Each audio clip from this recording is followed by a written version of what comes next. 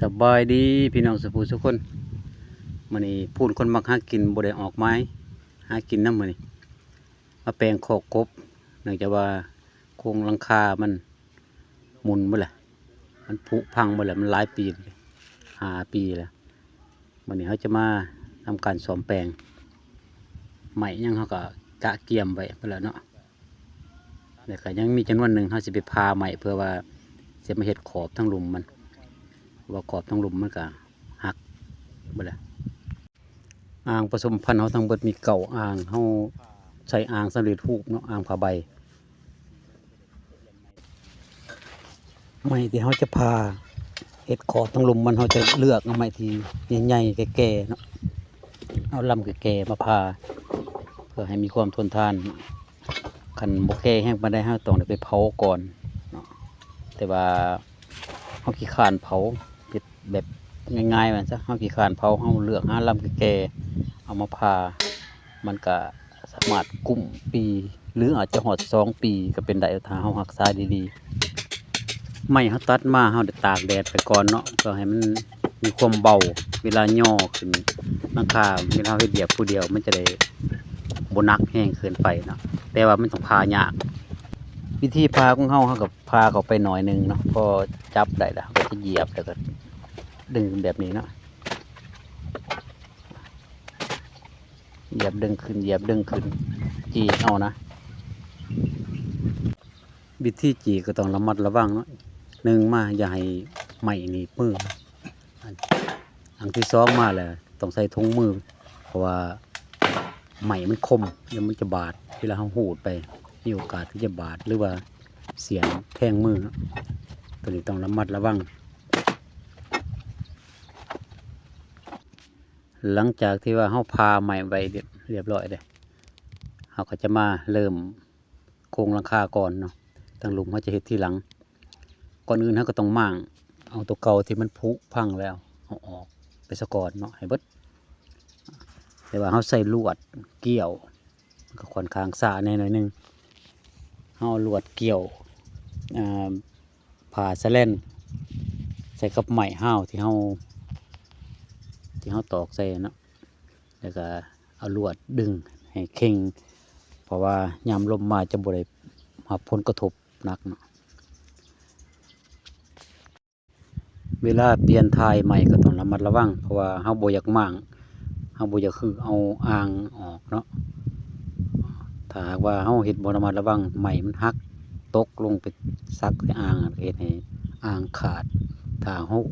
ปองน้อยก็บ่เป็นหยังเนาะคันปองใหญ่ถือว่ายากที่จะตาบคืนเนาะเพราะฉะนั้นต้องระมัดระวังค่อยๆเฮ็ดนะบางบอนบ่แน่ใจฮะก็ต้องได้เอามัดไว้ก่อน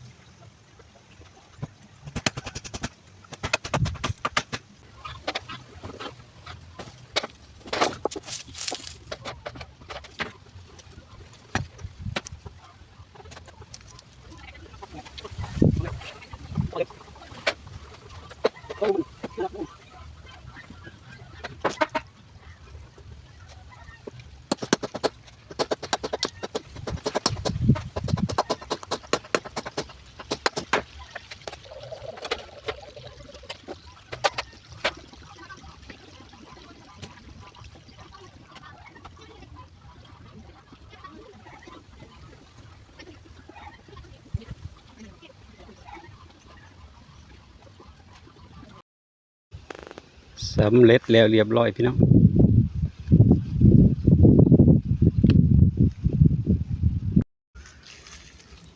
เรียบร้อย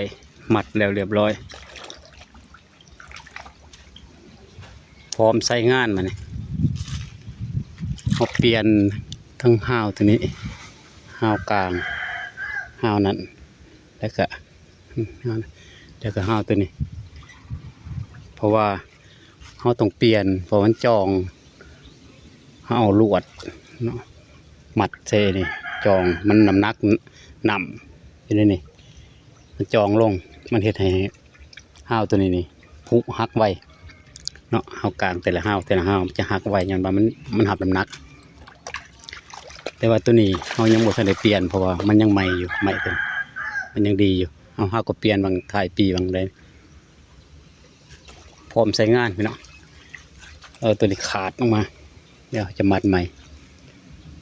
ช่วงนี้มันล่มมันยังล่มอยู่